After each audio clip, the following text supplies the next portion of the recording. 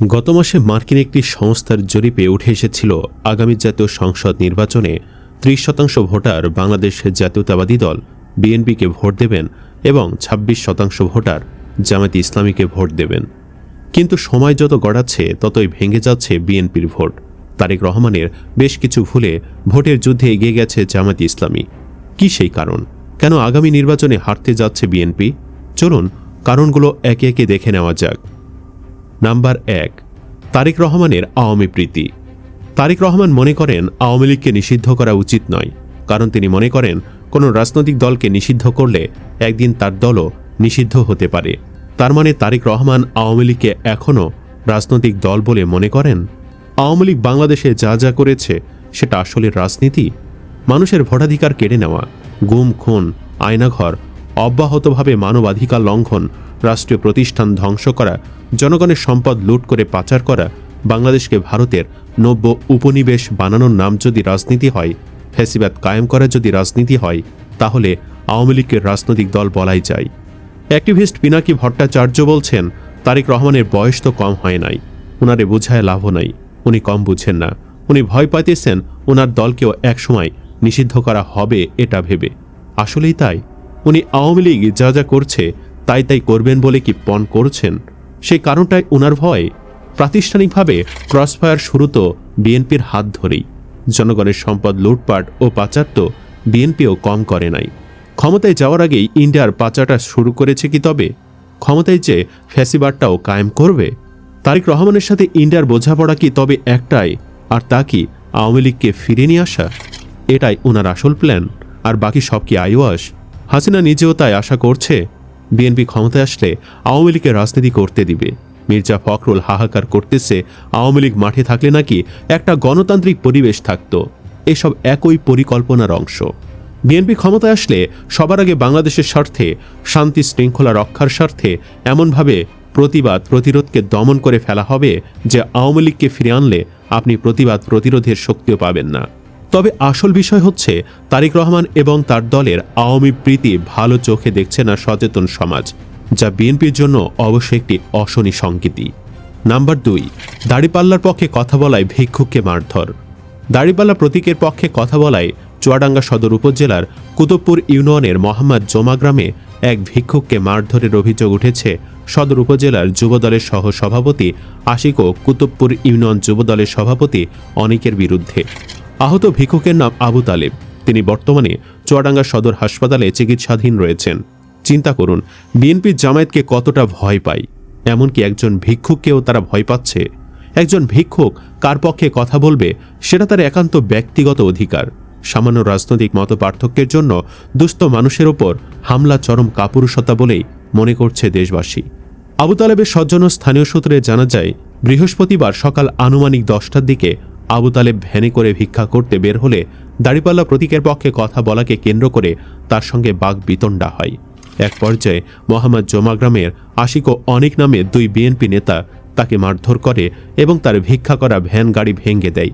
মারধরের ফলে আবু তালেব আহত হলে স্থানীয়রা তাকে উদ্ধার করে চুয়াডাঙ্গা সদর হাসপাতালে ভর্তি করে। এ বিষয়ে অভিযুক্তদের পক্ষ থেকে তাৎক্ষণিকভাবে কোনো বক্তব্য পাওয়া যায়নি। ঘটনার বিষয়ে চুয়াডাঙ্গা সদর থানার অফিসার ইনচার্জ মিজানুর রহমান জানান, এ বিষয়ে একটি লিখিত অভিযোগ পেয়েছি। স্থানীয়দের মধ্যে এ ঘটনাকে কেন্দ্র করে উদ্বেগ ও ক্ষোভ বিরাজ করছে। একজন ভিক্ষুকে পর্যন্ত যারা ছাড় দেয় না, আল্লাহর পক্ষ থেকে তাদের আগামী দিনের পরিণতি অবধারিত। নাম্বার ৩, জামায়াত কর্মী নিহত। শেরপুরের শ্রীবর্দীতে জামায়াত ইসলামী নেতা কর্মীদের ওপর হামলা করে বিএনপি নেতা কর্মীরা। যে হামলার ঘটনায় জামায়াত নেতা মাওলানা রেজাউল করিম নিহত হয়েছেন। এই ঘটনা গোটা দেশব্যাপী আলোড়নের সৃষ্টি করেছে। নির্বাচনের বিএনপি এমন অন্তত ৪৭টি ঘটনা ঘটিয়েছে, যা সাধারণ মানুষের মনে ভীতির সঞ্চার করেছে। অনেকে ভাবছেন নির্বাচিত হবার আগে যারা আওয়ামী লীগকে ছাড়িয়ে যাচ্ছে, আর যাই হোক, তাদেরকে সচেতন সমাজ কখনোই নির্বাচিত করবে না।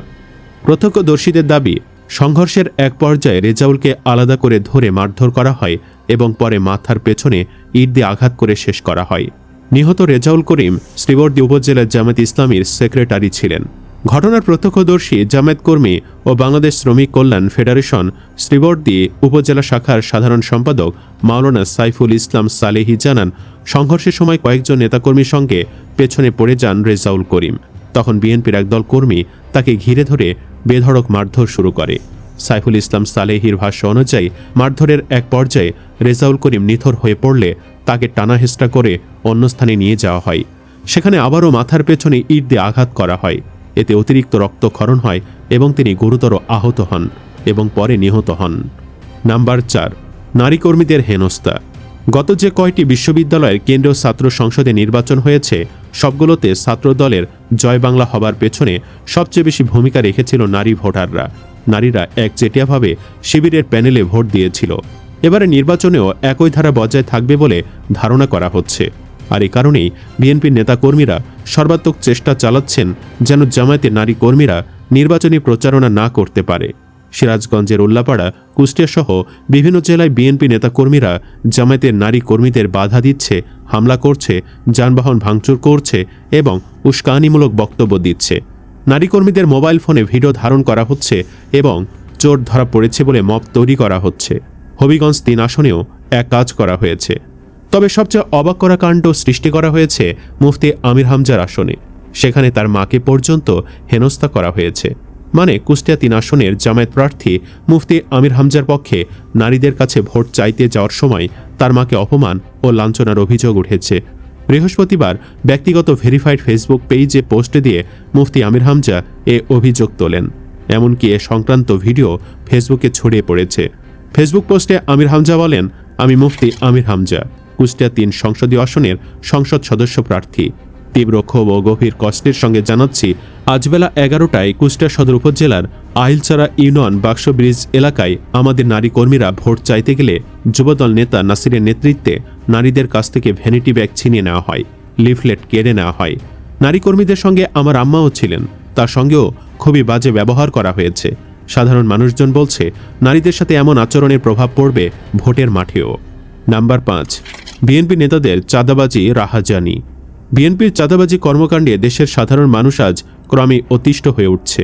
ব্যবসায়ী, পরিবহন মালিক, ঠিকাদার, এমনকি সাধারণ পথচারীরাও বিভিন্ন অজুহাতে চাঁদা দেওয়ার চাপে পড়ছেন।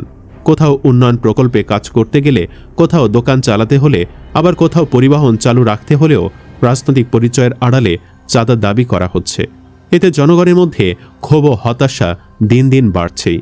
এই ধরনের কর্মকাণ্ড শুধু অর্থনৈতিক ক্ষতির কারণ নয়, বরং সমাজে ভয় ও অনিশ্চয়তার পরিবেশ তৈরি করছে। মানুষ যখন দেখে কোনো রাজনৈতিক দলের কর্মী বা সমর্থকরা ক্ষমতার অপব্যবহার করে জোরপূর্বক অর্থ আদায় করছে, তখন তাদের প্রতি স্বাভাবিকভাবে আস্থা কমে যায়। বিএনপির ক্ষেত্রেও এমন অভিযোগ দীর্ঘদিন ধরে শোনা যাচ্ছে, যা দলের ভাবমূর্তিকে মারাত্মকভাবে ক্ষতিগ্রস্ত করছে। গণতন্ত্রের জনগণই হল প্রকৃত শক্তির উৎস। জনগণের সমর্থন ছাড়া কোনো দলই দীর্ঘদিন টিকে থাকতে পারে না। কিন্তু চাঁদাবাজি, দুর্নীতি ও স্বার্থান্বেষী কর্মকাণ্ডের মাধ্যমে যদি মানুষের কষ্ট বাড়ানো হয়, তাহলে সেই দলকে ভোটের মাধ্যমে প্রত্যাখ্যান করাই স্বাভাবিক। আগামী নির্বাচনে এর প্রভাব পড়তে পারে বলে অনেকেই মনে করছেন। সুপ্রিয় দর্শক, আগামী নির্বাচনে আসলেই কি তাহলে হারতে যাচ্ছে বিএনপি? কমেন্ট বক্সে ইয়েস বা নো লিখে জানিয়ে দিন আপনার মতামত। ভিডিও ভালো লাগলে লাইক দিন এবং চ্যানেলটি সাবস্ক্রাইব করুন। ধন্যবাদ।